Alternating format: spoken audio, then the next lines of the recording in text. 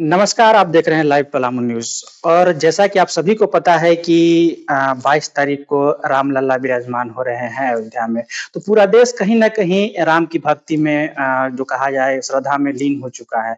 इसी सिलसिले में आइए हम बात करते हैं जो नटखट प्ले स्कूल के संस्थापक हैं कांत पाठक जी, हम उनसे बात करते हैं और जानने की कोशिश करते हैं कि इस बार जो 22 तारीख को अयोध्या में जो कार्यक्रम हो रहा है, तो इनके स्कूल में क्या ख़ास हो रहा है? इस बारे में आइए बात करते हैं। तो सर सबसे पहले तो आपका स्वागत है। धन्यवाद। आप बताइए कि आपका जो ये स्कूल है, प्ले स्कूल उसमें एक कोई खास कार्यक्रम होने जा रहा है 22 तारीख को, तो उस कार्यक्रम में क्या-क्या खास है? 22 तारीख को रामलला के स्थापना दिवस के शुभ अवसर पे चूँकि ये स्कूल शुरू से आध्यात्मिक विकास पे जोर देते आया है और हम लोग बच्चों को रिलीजियस चीज़ों को सिखाने में विश्वास रखते हैं और बच्चों में संस्कार डालने का चूँकि ये प्ले ग्रुप ही संस्कार देता है और हम लोग बच्चे माता-पिता का पैर छूना छोड़ दिए।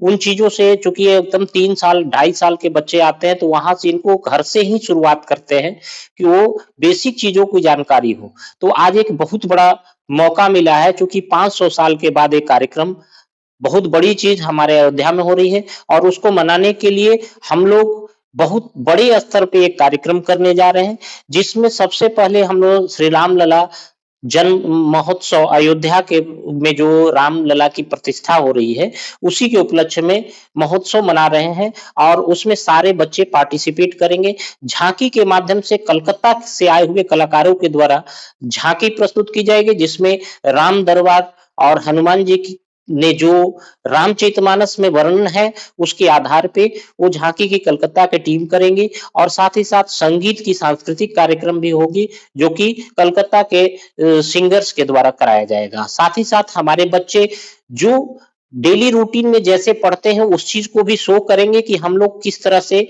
आध्यात्मिक को जोड़ते हुए जैसे बच्चे हनुमान चालीसा हमारे यहाँ बच्चों को कंठस्थ है, हन कर्पूर गौरम बच्चे पढ़ते हैं, वो चीज़ों को हम लोग दिखाएँगे कि बच्चे किस तरह से कैसे टीचर्स याद करवाती है और कैसे इन चीज़ों को कराया जाता है। साथ ही साथ बच्चे भी राम दरबार के स्वरूप को ग्रहण करेंगे और उस एक्ट को कंप्लीट करके इसमें शो करेंगे। तो ये कार्यक्रम हमारा 22 तारीख को 12 बजे दिन से होगा। इसमें चीफ गेस्ट के रूप में हमारे विधायक आलोक चौरसिया जी आ रहे हैं। साथ ही साथ बीजेपी के चीफ ट्रेनर मनोज सिंह जी का भी पदार्पण होगा। आप सभी पलामू वासी और हमारे क्षेत्र के सभी गणमान्य व्यक्ति भी मौजूद होंगे। साथ ही साथ सभी पेरेंट्स और स्टूडेंट्स भी हमारे इस कार्यक्रम में रहेंगे। जी, कहीं न कहीं देखा जाए तो जो कार्यक्रम हो रहा है, जो मंदिर का पुनर्निर्माण हो रहा है, प्राण प्रतिष्ठा हो रही है, उस अवसर पे आप कार्यक्रम कर रहे हैं। तो इस कार्यक्रम को लेकर जो अभिभावक हैं, उनसे आप क्या अपील करना चाहते हैं? अभिभावक से अपील है कि जो नटखट स्कूल दे रहा है, उसको एक्सेप्ट करने की कोशिश करें और जैसे हमारे बच्चे लंच आवर में भी प्रे करते हैं और वो प्रे संस्कृत में होता है और ये चीज़ें बच्चों को याद है, लेकिन आप भी कोशिश करें कि आप भी खाना खाएँ घर में। तो अन्नपूर्णे सदा पूर्णे इस मंत्र को आप भी साथ में करें तो बच्चे का बौद्धिक विकास और अच्छा होगा। जो स्कूल में चूँकि बच्चे 3 घंटे रहते हैं, तो बौद्धिक विकास बच्चों की ज़रूरत है। आज जो मोबाइल चलाने की आदत हो गई, इस पे भी एक कार्यक्रम है हमारे यहाँ। तो मोबाइल बच्चे को देने का काम कौन कर रहा है? आज अगर आपके बच्चे बड़े हो जाएँगे तो फिर तो वो छोड़ेंगे ही नहीं, आप ज़बरदस्ती लेंगे।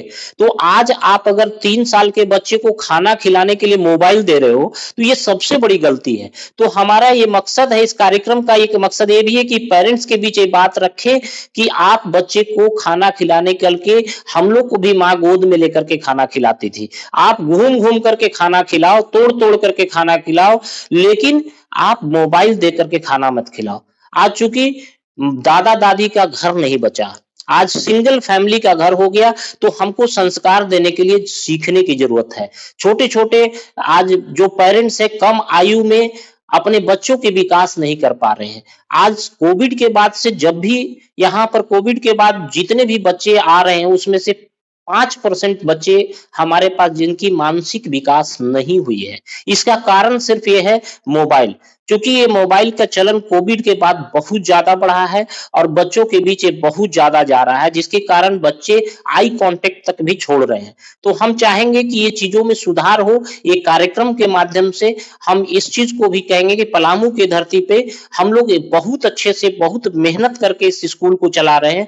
आप सभी का सहयोग अपेक्षित है। अगर पेरेंट्स चूँकि 3 घंटे के लिए स्कूल में भेजते हैं और यहाँ लगातार भेजेंगे तो हम इसको बहुत और अच्छा बना सकते हैं और आपके सहयोग की अपेक्षा भी रखता है और आपसे सलाह की भी आवश्यकता रखता है। जी, कहीं न कहीं देखा जाए तो जो वैदिक काल में होता था, गुरुकुल में सिखाया जाता था, वो आज नटखट प्ले स्कूल में सिखाया जाता है कि गार्जियन से कैसे बात करना चाहिए, जो संस्कार है, वो कैसा होना चाहिए, बच्चों को खाना खाने से पहले कौन-सा मंत्र होना चाहिए और जो प्रार्थना होती है, वो कैसे होना चाहिए, इस बारे में भी नटखट प्ले स्कूल बच्चों को सिखाता है। तो हमारा भी यही अपील रहेगा, इस कार्यक्रम में आप भी आएँ और देखें कि नटखट प्ले स्कूल है क्या? धन्यवाद।